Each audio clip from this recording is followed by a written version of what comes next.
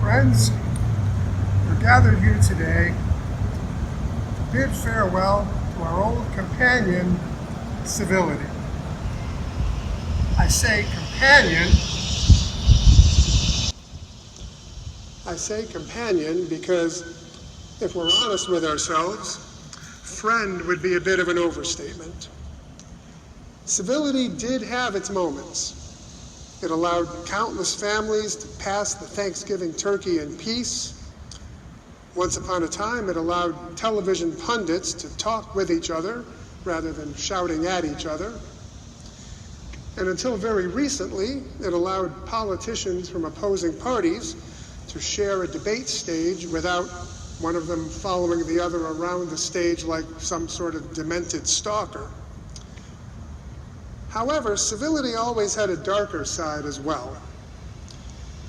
In the late 1700s, just after our nation was formed, civility helped inspire the Sedition Act, aimed at forcing newspapers to be more civil to the president and his administration.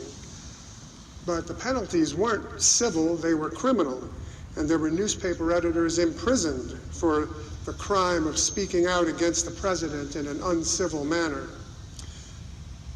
In the late 1800s, civility helped to whitewash and paper over the evils of slavery and those who fought to defend it. As Reconstruction came to an end, civility prompted what were called blue and gray reunions, where veterans who fought to contain and eliminate slavery were asked to join with those who had fought to defend and extend slavery, and essentially pretend that the entire war had been basically a gentleman's disagreement and that there were very fine people on both sides.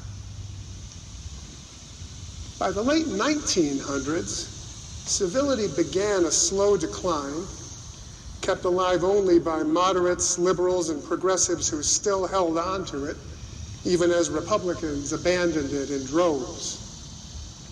We held on to it as Republicans abandoned a consultant's talking points that encouraged them to refer to Democrats with words like sick and traitors. We held on to it after Republicans used a horrible terrorist act not to bring the nation together, but to divide it further, accusing their opponents of treason and asking, "Why do you hate America?" We held on to it after Republicans not only allowed but encouraged the most vicious bigotry against our first black president, even going so far as to nominate for president the very man who had led the movement to question the birth certificate of a man whose birth announcement was readily available in newspaper archives from the time. We held on so tightly to civility that it even led us to believe, woefully and mistakenly, that there couldn't possibly be enough people in America who were horrible enough, despicable enough, deplorable enough to actually elect that man president. And even after we learned, to our shock and dismay, just how wrong we had been, civility still led some people to suggest that we give him a chance and express the hope that he would grow into the office. But as the years went by, it became increasingly obvious that he was never going to grow into the office, no matter how many chances or second chances or third or fourth or 57th chances he was given. And then in early 2019, after we succeeded in taking back one house of Congress, there arrived that glorious day when newly elected Congresswoman Rashida Tlaib said those immortal words, "We're going to impeach the motherfucker." And sensitive souls across the nation clutched their pearls with one hand and bunched up their panties with the other and declared that civility, at long last, is dead. So here we are, all alone without our old companion civility to keep us company, left to face the evils of the world and of this current nation without the option of being polite, of trying to engage in rational discourse with irrational people, of debating opinions about facts with those who do not even accept the facts themselves. We find ourselves faced with the reality that we are not having a conversation, we are not having an argument or a dispute. We are in a fight, and we need to fight it.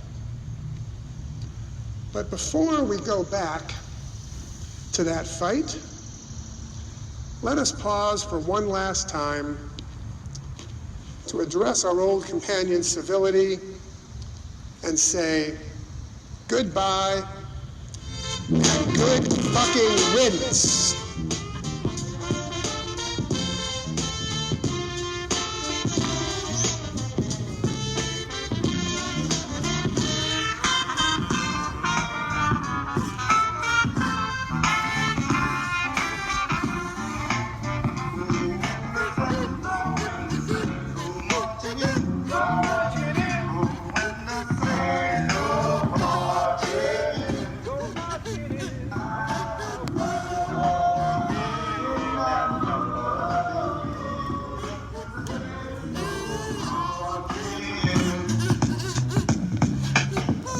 Styles, so many flavors. Historically, we are the music innovators, originators, setting standards for imitators. New Orleans is a swing incubator. From Louis on up to Theo Jazz Lions. Uncle Lionel, I have you laughing and you see crying. Passing by an upper reed, drinking gin. Let the second line begin as the saints go